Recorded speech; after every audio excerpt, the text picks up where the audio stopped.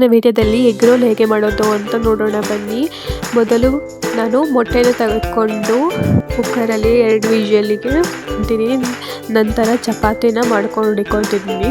ನಾನು 3 chapati egg roll ಮಾತ್ರ ಮಾಡ್ತಾಯಿದ್ದೀನಿ. ಚಪಾತಿಯನ್ನು ಮಾಡಿಕೊಂಡ ನಂತರ ತಟ್ಟೆಗೆ ಹಾಕ್ಕೊಂಡಿರ್ತೀನಿ. ನಂತರ ವಿಷಲನ್ನು ಬಿಟ್ಟು ಎಣ್ಣೆ ಹಾಗೆ ಕಟ್ ಮಾಡ್ಕೊತಾ ಇದ್ದೀನಿ.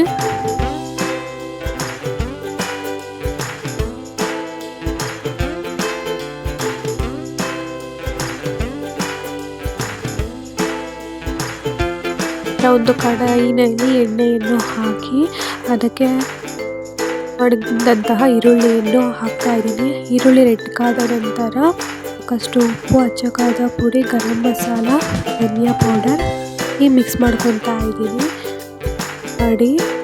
ಮೊಟ್ಟೆಯನ್ನು ಸೇರಿಸ್ತಾ ಇದ್ದೀನಿ.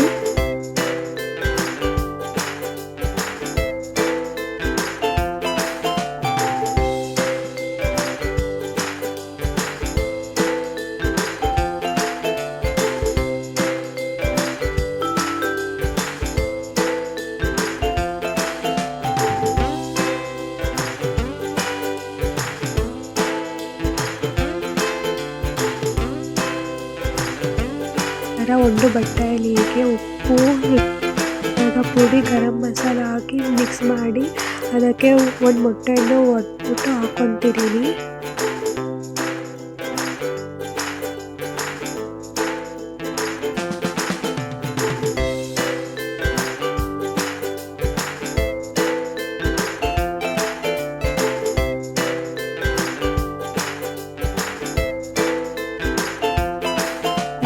ತವಾ ಮೇಲೆ ಮಾಡಿದಂತಹ ಮೊಟ್ಟೆಯನ್ನು ಹಾಕ್ಕೊತಾ ಇದ್ದೀನಿ.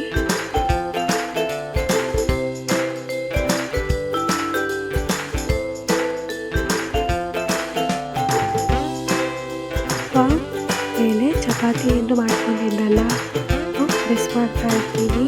1-2-3 ಮಿನಿಟ್ಸ್ ಬಿಟ್ಬಿಟ್ಟು ಅದನ್ನು ತಿರುವಾಕ್ತೀನಿ.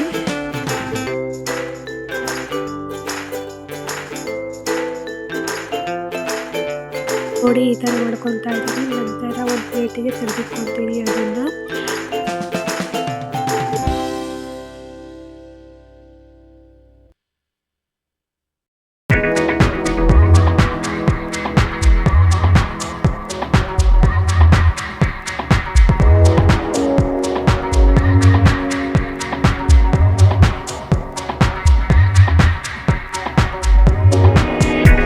ಇಷ್ಟ ಆದಲ್ಲಿ ಪ್ಲೀಸ್ ಸಬ್ಸ್ಕ್ರೈಬ್ ಮಾಡಿ, ಲೈಕ್ ಮಾಡಿ, ಹೇಗಿದೆ ಅಂತ ಕಮೆಂಟ್ ಮೂಲಕ ತಿಳಿಸಿ.